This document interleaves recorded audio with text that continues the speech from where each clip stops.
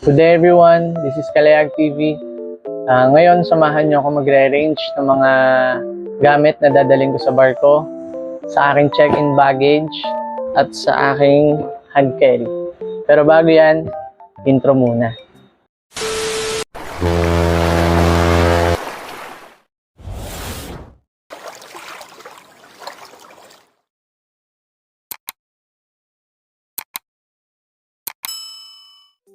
So ayan, mag-umpisa muna tayo dito sa maliit. Hindi kasi pantay yung maleta ko, guys. Dapat kasi 20 kilos is 20 kilos to. Since ito lang yung available sa Japan Surplus, yan pala, Japan Surplus, diyan kayo bibili ng mga affordable na second hand na mga luggage. Yan. So una, dito muna tayo.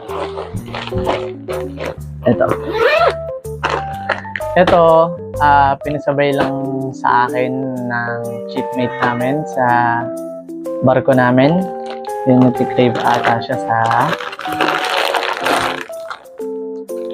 Besuto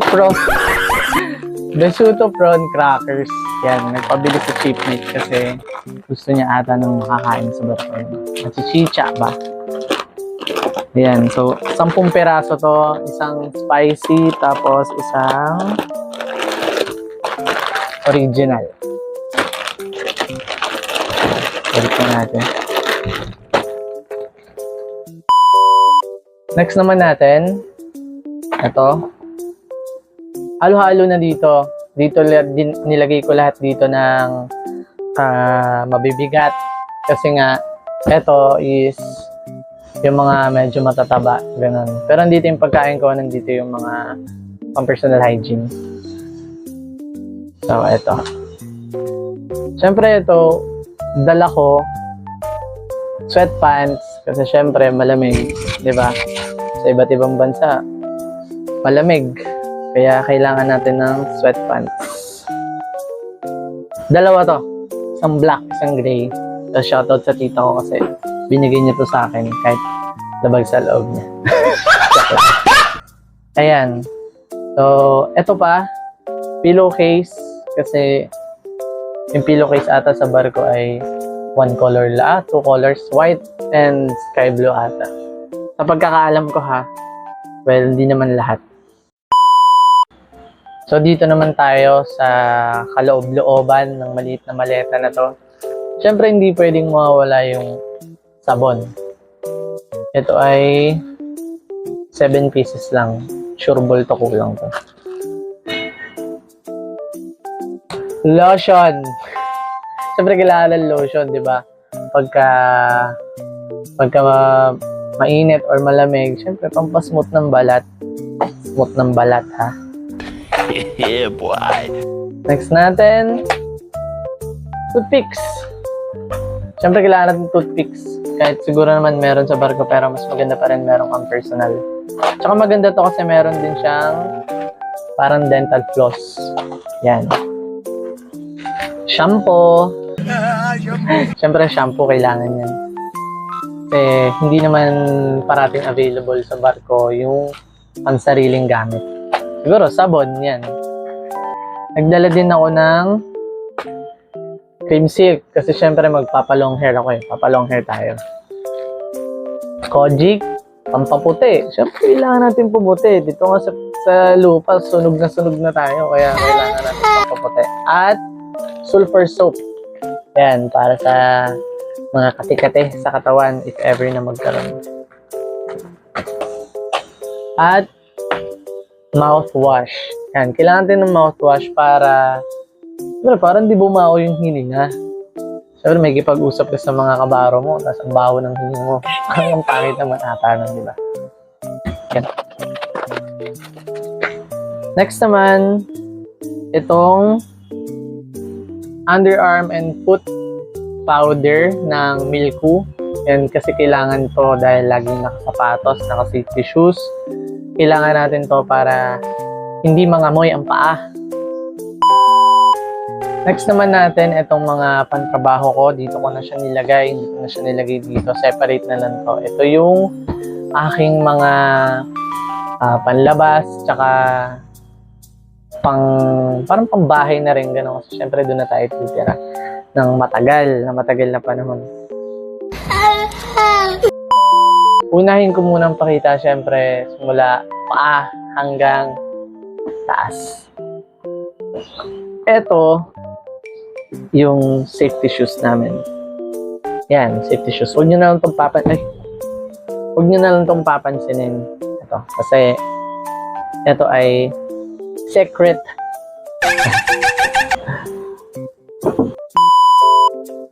So next naman natin, itong t-shirt na white. Kasi kailangan ko to. Kasi ang sasampahan natin ay messman. Bali, yan yung stepping stone natin para maging official. Manifest. Yan. Siyempre, nalimutan ko sabihin. Ito nga pala, kailangan natin to. Itong baby wipes na to, napaka-importante na ito talaga. Bahala na kayong kung saan nyo siya gustong gamitin, pero kailangan natin to. Next naman natin ay pants. Ito yung pants ko na pang-work sa Gali. At ito naman, ito yung coverall natin. Ito yung coverall, tapos ito yung uniform ko sa Gali. Lalo na pagka nasa port, kailangan daw ng nakapolo. Bali, ito naman, itong coverall na to, kailangan ko to pagka mag-aaral ako ng pangsusunod kong rango, like akit ako sa bridge or sasama ako sa mga deck boys. Ito yung kailangan kong suotin. Hindi ako pwede mag-white t-shirt lang. Yan. So pag-aaralan natin kung ano yung next natin na gustong maging. Ako, messman ako, so hindi ako nagkadete. Kaya kung papalarin man, ay OS. OS muna for ratings. So, ito lang yung laman ng maliit ko na maleta. Dito naman tayo sa kabila. So, ito naman, punta naman tayo dito sa malaki kong maleta na pinahiram ng napakabait na nanay ng aking kaibigan. Yung shoutout sa'yo, tita. Thank you po sa pagpapahiram ng maleta na to. Ayan, andito yung iba kong mga pang-personal hygiene. Kagaya nitong toothpaste, deodorant, toothbrush. Ba to? Peel-off mask.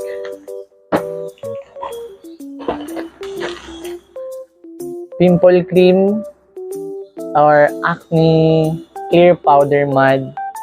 Ito yung ginagamit ng girlfriend ko para sa kanyang. At facial wash. Bigay nga pala to sa akin ng girlfriend ko. Shoutout sa'yo. Mahal. At eto, facial wash din siya na pinasabay ng aming second engineer. Ayan.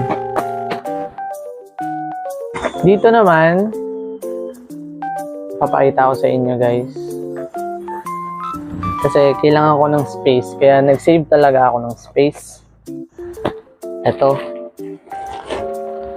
Crocs ko. Yan. Nagdala ako ng Crocs kasi syempre hindi naman lagi doon na naka-safety shoes. Kaya nagdala ako ng Crocs. Para save space din, nilagay ko yung mga underwear ko dito sa loob. Yan, binalot ko lang siya ng cling wrap tapos siniksik ko yung brief ko para, di ba, hindi masyadong aksayado sa spasyo. At nagdala din pala ako ng extra na insole para if ever na yung sapatos ay masakit sa paa, meron tayo na ito. Maganda ito kasi meron tong bump para nakasupport mismo sa paa nyo. So dito naman tayo. Ito yung mga damit ko, pinagsama-sama ko na dito. Hindi siya sobrang dami kasi hindi naman talaga kailangan ng sobrang daming damit pagdating sa bar ko. Pero siguro kailangan mo rin ng ng konting pang-alis. Yan. O konti lang yung dinala ko at binacuum seal ko siya para save space sa maleta natin na hindi masyadong bulky. Marami ka pa rin malilalagay. So itong mga to naman is yung mga shorts ko, scarf na pinadala ng papa ko, at face towels, medyas. Medyas, kailangan natin ito na marami kasi siyempre pagka nagtatrabaho tayo, hindi natin maiiwasan na mabutas yan kasi lagi nating suot. Araw-araw, kailangan natin. Dito yung pajama ko. Dito pa yung binigay sa akin ng girlfriend ko na sulfur soap. Yan, extra natin yan. At yan, ito pa, medyas ko. Yan, so ang dinala kong medyas is 6 na piraso. Kasi sabi sa akin ay kailangan daw ng maraming medyas. Kaya, ayan, dinala ko na if ever na mabutas man yan, siguro bibili na lang ako. Manipis lang yun nandito kasi hindi ito pantay. Hindi rin pantay yung pinakailalim ng maleta ko. Kaya siniksikan ko siya dito para pag nilagay ko to, magpapantay siya. Yan, balik na natin. Okay, dito naman tayo sa kabilang side na itong mga nandito. So dito ko nilagay yung mga pagkain ko. Yan. Ito yung mga pagkain ko ng mga dinadala ko. Ay, nakalimutan ko sabihin. Ito pala, kailangan natin to yung mga pansariling gamit natin na mga gamot. Kasi hindi lahat ng gamot ay meron sa barko. If ever na makaramdam ka man ng sakit or alam mo magkakasakit ka, agapan mo na lang agad.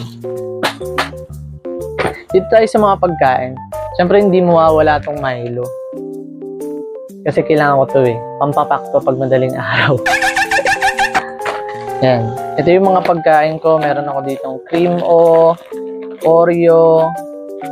Yung cream o ko isang vanilla at isang chocolate. Siyempre hindi mawawala ang aking dakilang chicha, ang hi-ho. Mawala na lahat, wag lang tong hi-ho na to kasi hindi ko siya kayang mawala. Meron din ako ditong Skyflakes, Flatops, yakisoba. Ayan, etong yakisoba na to talaga sobrang paborito ko to. Sa lahat-lahat ng noodles, ito talaga ang the best para sa akin. Meron din ako ditong langka ube, choco-choco, at Mr. Queso. Yan, meron ako nan. Dito naman, sa ilalim ng towel, syempre, another hi-ho na naman, Mr. Queso at Cloud9. Dito naman sa side na to, ang hindi pwedeng mawala kahit na meron naman siguro doon on board. Siyempre tissue. Yeah, Yan. boy. Kailangan natin tong tissue na to. If ever na meron kayong pupunasan, disposable na lang, di ba? Hindi mo na kailangan ng face towel na pamunas doon sa mga sa table mo o kung ano man ang merong natapon doon. Tissue. Ito naman yung hand carry ko na bag.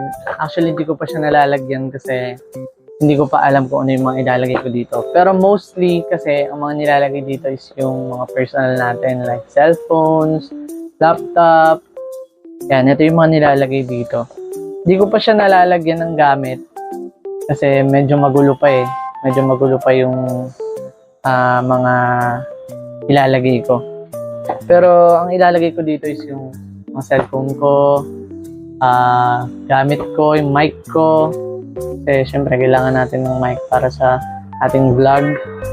At nako, wag niyong iwan. Pag nakuha nyo na ang papeles nyo, dito nyo rin siya ilalagay. Hindi nyo siya pwedeng ilagay sa check-in baggage. Kasi napaka-importante niyan, lalo na yung pagkakailangan yung passport nyo, yung plane ticket nyo. Mas madali ninyong makukuha pag dito siya nakalagay. So, ayun lang naman. Salamat sa panonood at suportahan nyo ako sa mga iba ko pang gagawing video. Yun lang. Thank you.